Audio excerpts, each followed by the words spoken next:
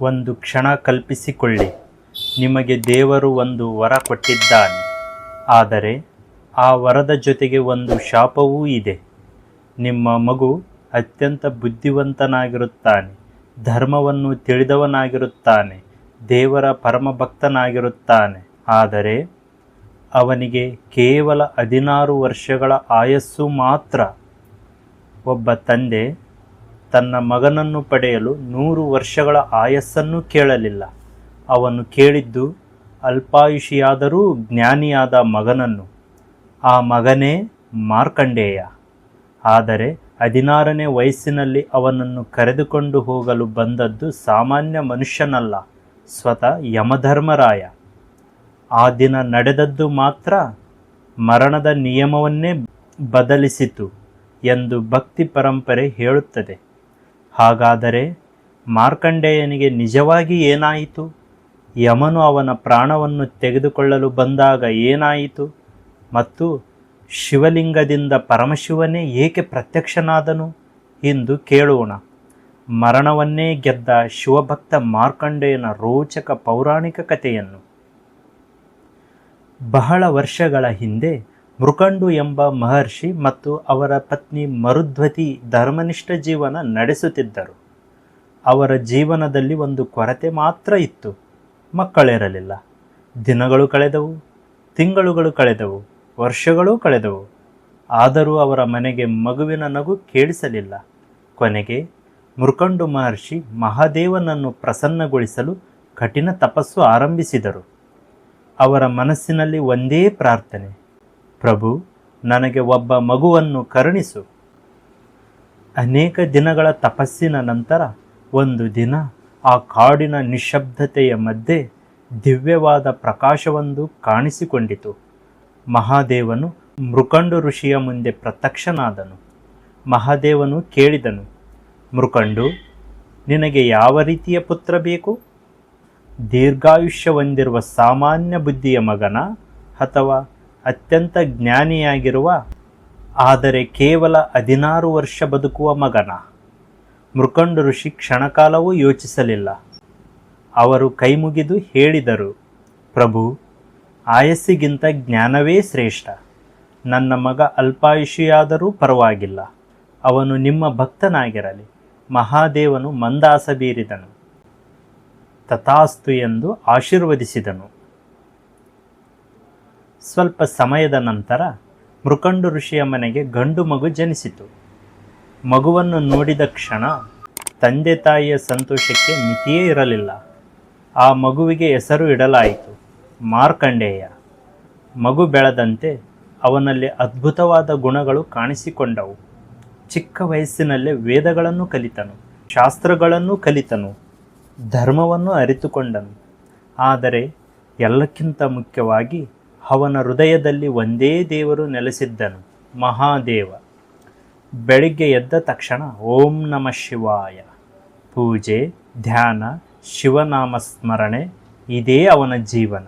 ಮಾರ್ಕಂಡೇಯನಿಗೆ ಶಿವನು ಕೇವಲ ದೇವರಾಗಿರಲಿಲ್ಲ, ತಂದೆ, ತಾಯಿ, ಸ್ನೇಹಿತ, ಎಲ್ಲವೂ ಶಿವನೇ ಆಗಿದ್ದನು.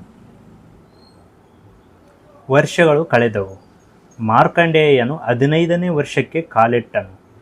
ಅವನ ತಂದೆ ತಾಯಿಯ ಮುಖದಲ್ಲಿ ಮಾತ್ರ ಸಂತೋಷ ಇರಲಿಲ್ಲ, ಅವರ ಕಣ್ಣಿನಲ್ಲಿ ಭಯವಿತ್ತು. ಏಕೆಂದರೆ ಅವರಿಗೆ ಮಹಾದೇವನ ಮಾತು ನೆನಪಿತ್ತು. 16 ವರ್ಷ. ಮಾರ್ಕಂಡೇಯನ 16ನೇ ವರ್ಷ ಸಮೀಪಿಸುತ್ತಿತ್ತು. ತಾಯಿ ಪ್ರತಿದಿನ ಅವನನ್ನು ನೋಡುತ್ತಾ ಕಣ್ಣೀರು ಹಾಕುತ್ತಿದ್ದಳು. ತಂದೆ ಒಬ್ಬಂಟಿಯಾಗಿ ಕುಳಿತು ದುಃಖಿಸುತ್ತಿದ್ದನು. ಒಂದು ದಿನ ಮಾರ್ಕಂಡೇಯನು ತಂದೆಯ ಬಳಿ ಬಂದು ಕೇಳಿದನು, ತಂದೆಯೇ, ನೀವು ಏಕೆ ಇಷ್ಟು ದುಃಖದಲ್ಲಿದ್ದೀರಿ? ಮೃಕಂಡು ಋಷಿಗೆ ಸತ್ಯವನ್ನು ಮರೆಮಾಚಲು ಸಾಧ್ಯವಾಗಲಿಲ್ಲ. ಅವರು ನಡೆದ ಎಲ್ಲವನ್ನೂ ಮಗನಿಗೆ ತಿಳಿಸಿದರು. ಮಗನೇ, ನೀನು ನಮಗೆ ದೇವರು ಕೊಟ್ಟ ಅತ್ಯಂತ ದೊಡ್ಡವರ, ಆದರೆ ನಿನ್ನ ಆಯಸ್ಸು ಕೇವಲ 16 ವರ್ಷಗಳು ಎಂದು ಶಿವನೇ ಹೇಳಿದ್ದಾನೆ. ನಿನ್ನ 16ನೇ ವರ್ಷ ಮುಗಿಯುತ್ತಿದೆ. ಇದನ್ನು ಕೇಳಿದರೂ ಮಾರ್ಕಂಡೇಯನು ಭಯಪಡಲಿಲ್ಲ. ಅವನು ತನ್ನ ತಂದೆಯ ಕೈ ಹಿಡಿದು ಹೇಳಿದನು, ತಂದೆಯೇ, ನನ್ನನ್ನು ಕೊಟ್ಟ ದೇವರೇ ನನ್ನನ್ನು ಕಾಪಾಡುತ್ತಾನೆ. ನಾನು ಮಹಾದೇವನನ್ನು ಬಿಟ್ಟು ಯಾರನ್ನು ಆಶ್ರಯಿಸಲಿ ಎಂದನು. ಮಾರ್ಕಂಡೇಯನು ಒಂದು ನಿರ್ಧಾರ ಮಾಡಿದನು. ಅವನು ಶಿವನನ್ನು ಆರಾಧಿಸಲು ಒಂದು ಶಿವಲಿಂಗವನ್ನು ಸ್ಥಾಪಿಸಿದನು. ಹಗಲು ರಾತ್ರಿ ಬೆಳಗ್ಗೆ ಸಂಜೆ ಅವನ ಬಾಯಲ್ಲಿ ಒಂದೇ ಮಂತ್ರ, ಓಂ ನಮಃ ಶಿವಾಯ. ಅವನ ಮನಸ್ಸಿನಲ್ಲಿ ಒಂದೇ ಭಾವನೆ, ಶಿವನೇ ನನ್ನ ರಕ್ಷಕ. ದಿನಗಳು ಕಳೆಯುತ್ತಿದ್ದವು. 16ನೇ ವರ್ಷ ಬಂತು. ಕೊನೆಗೂ ಅವನ ಜೀವನದ ಆ ಭಯಾನಕ ದಿನವು ಬಂತು. ಆಕಾಶದಲ್ಲಿ ಕಪ್ಪು ಮೋಡಗಳು ಆವರಿಸಿದವು. ಗಾಳಿ ಜೋರಾಗಿ ಬೀಸತೊಡಗಿತು. ಪರಿಸರದಲ್ಲಿ ವಿಚಿತ್ರವಾದ ಮೌನ. ಮಾರ್ಕಂಡೇಯನು ಮಾತ್ರ ಶಿವಲಿಂಗವನ್ನು ತಬ್ಬಿಕೊಂಡು ಧ್ಯಾನದಲ್ಲಿ ಮುಳುಗಿದ್ದನು. ಅವನಿಗೆ ತಿಳಿದಿತ್ತು, ಇಂದು ಯಮನು ಬರುತ್ತಾನೆ ಎಂದು. ಅದೇ ಸಮಯದಲ್ಲಿ ದೂರದಲ್ಲಿ ಒಂದು ಭಯಾನಕ ದೃಶ್ಯ ಕಾಣಿಸಿತು.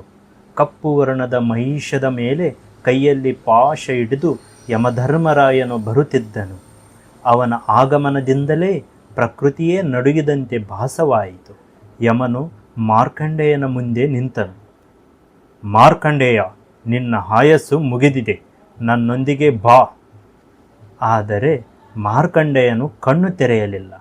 ಅವನು ಇನ್ನೂ ಶಿವನ ಧ್ಯಾನದಲ್ಲೇ ಇದ್ದನು. ಅವನ ತುಟಿಗಳಿಂದ ಹೊರಬರುತ್ತಿದ್ದುದು ಒಂದೇ ಶಬ್ದ, ಓಂ ನಮಃ ಶಿವಾಯ. ಯಮನು ಮತ್ತೆ ಹೇಳಿದನು, ಮಾರ್ಕಂಡೇಯ, ಮರಣದಿಂದ ಯಾರೂ ತಪ್ಪಿಸಿಕೊಳ್ಳಲು ಸಾಧ್ಯವಿಲ್ಲ. ಈ ಬಾರಿ ಮಾರ್ಕಂಡೇಯನು ಕಣ್ಣು ತೆರೆದನು. ಅವನು ಯಮನನ್ನು ನೋಡಿ ಹೇಳಿದನು, ನನ್ನ ದೇಹವನ್ನು ನೀವು ತೆಗೆದುಕೊಂಡು ಹೋಗಬಹುದು, ಆದರೆ ನನ್ನ ಆತ್ಮ ನನ್ನ ಶಿವನನ್ನು ಬಿಟ್ಟು ಎಲ್ಲಿಗೂ ಹೋಗುವುದಿಲ್ಲ ಎಂದು ಹೇಳಿ ಅವನು ಶಿವಲಿಂಗವನ್ನು ಇನ್ನಷ್ಟು ಬಿಗಿಯಾಗಿ ತಬ್ಬಿಕೊಂಡನು. ಯಮಧರ್ಮರಾಯನು ತನ್ನ ಪಾಶವನ್ನು ಎತ್ತಿದನು.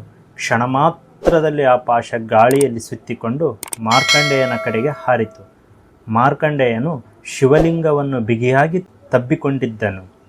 ಪಾಶವು ಬಾಲಕನ ಜೊತೆಗೆ ಶಿವಲಿಂಗವನ್ನೂ ಸುತ್ತಿಕೊಂಡಿತು.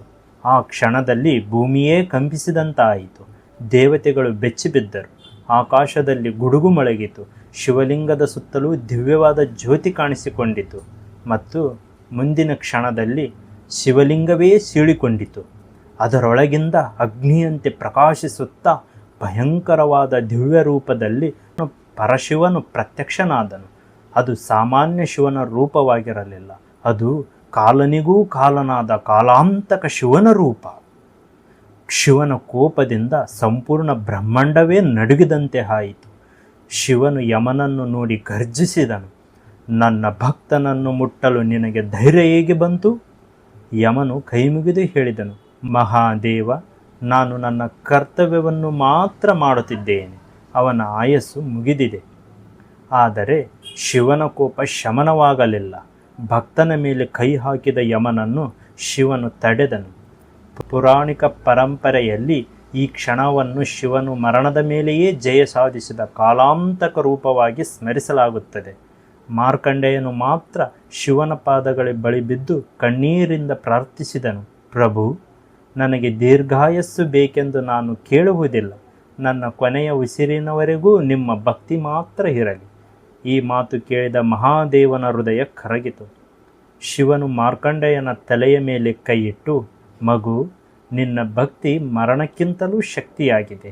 ನೀನು ಚಿರಂಜೀವಿಯಾಗಿರು ಎಂದು ಆಶೀರ್ವದಿಸಿದನು. ಮಾರ್ಕಂಡೇಯನ ಕತೆ ಕೇವಲ ಒಬ್ಬ ಬಾಲಕ ಸಾವಿನಿಂದ ತಪ್ಪಿಸಿಕೊಂಡ ಕಥೆಯಲ್ಲ. ಇದರೊಳಗೆ ಒಂದು ಮಹತ್ತರವಾದ ಸಂದೇಶವಿದೆ. ಮನುಷ್ಯನಿಗೆ ಜೀವನದಲ್ಲಿ ಎಷ್ಟು ವರ್ಷಗಳು ಸಿಗುತ್ತವೆ ಎಂಬುದಕ್ಕಿಂತ ಆ ವರ್ಷಗಳನ್ನು ಹೇಗೆ ಬದುಕುತ್ತಾನೆ ಎಂಬುದೇ ಮುಖ್ಯ. ಮಾರ್ಕಂಡೇಯನಿಗೆ 16 ವರ್ಷಗಳೇ ಸಿಕ್ಕಿದ್ದವು. ಆದರೆ ಆ 16 ವರ್ಷಗಳಲ್ಲಿ ಅವನು ಜ್ಞಾನವನ್ನು ಪಡೆದನು, ಭಕ್ತಿಯನ್ನು ಪಡೆದನು, ಧರ್ಮವನ್ನು ಅರಿತನು ಮತ್ತು ದೇವರ ಮೇಲೆ ಸಂಪೂರ್ಣ ನಂಬಿಕೆ ಇಟ್ಟನು. ಅವನಿಗೆ ಮರಣ ಎದುರಿಗೆ ನಿಂತಾಗ ಅವನು ತನ್ನ ದೇವರನ್ನು ಬಿಟ್ಟುಕೊಡಲಿಲ್ಲ. ಅದಕ್ಕಾಗಿಯೇ ಈ ಕತೆ ಇಂದಿಗೂ ಕೋಟ್ಯಾಂತರ ಭಕ್ತರ ಹೃದಯದಲ್ಲಿ ಜೀವಂತವಾಗಿದೆ. ನಮ್ಮ ಜೀವನದಲ್ಲಿಯೂ ಕೆಲವೊಮ್ಮೆ ಯಮನಂತೆ ಸಮಸ್ಯೆಗಳು ಬರುತ್ತವೆ, ಭಯ ಬರುತ್ತದೆ, ನಿರಾಶೆ ಬರುತ್ತದೆ, ನಮ್ಮ ಮುಂದೆ ದಾರಿ ಕಾಣುವುದಿಲ್ಲ. ಆದರೆ ಆ ಸಮಯದಲ್ಲಿ ನಾವು ಯಾರನ್ನು ಆಶ್ರಯಿಸುತ್ತೇವೆ? ಮಾರ್ಕಂಡೇಯನಂತೆ ನಮ್ಮ ನಂಬಿಕೆಯನ್ನು ಗಟ್ಟಿಯಾಗಿ ಹಿಡಿದುಕೊಳ್ಳಲು ಸಾಧ್ಯವಾದರೆ ಬಹುಶಃ ಸಮಸ್ಯೆ ತಕ್ಷಣವೇ ಮಾಯವಾಗದೇ ಇರಬಹುದು. ಆದರೆ ಸಮಸ್ಯೆಯನ್ನು ಎದುರಿಸುವ ಶಕ್ತಿ ನಮ್ಮೊಳಗೆ ಹುಟ್ಟುತ್ತದೆ. ಮಾರ್ಕಂಡೇಯನು ಮರಣದಿಂದ ಓಡಲಿಲ್ಲ, ಅವನು ಶಿವನನ್ನು ತಬ್ಬಿಕೊಂಡು ಮರಣವನ್ನೇ ಎದುರಿಸಿದನು. ಅದೇ ಭಕ್ತಿ, ಅದೇ ನಂಬಿಕೆ, ಅದೇ ಶರಣಾಗತಿ. ಮತ್ತು ಅದಕ್ಕಾಗಿಯೇ ಮಾರ್ಕಂಡೇಯನ ಕತೆ ನಮಗೆ ಹೇಳುವುದು ಒಂದೇ ಮಾತು: ಭಯಕ್ಕಿಂತ ಭಕ್ತಿ ದೊಡ್ಡದು, ಮರಣಕ್ಕಿಂತ ನಂಬಿಕೆ ದೊಡ್ಡದು. ಮತ್ತು ಭಕ್ತನ ಹೃದಯದಲ್ಲಿ ದೇವರು ಇದ್ದರೆ ಅಸಾಧ್ಯವೆಂಬ ಪದಕ್ಕೂ ಅರ್ಥವಿಲ್ಲ. ಹರ ಹರ ಮಹಾದೇವ. ಓಂ ನಮಃ ಶಿವಾಯ.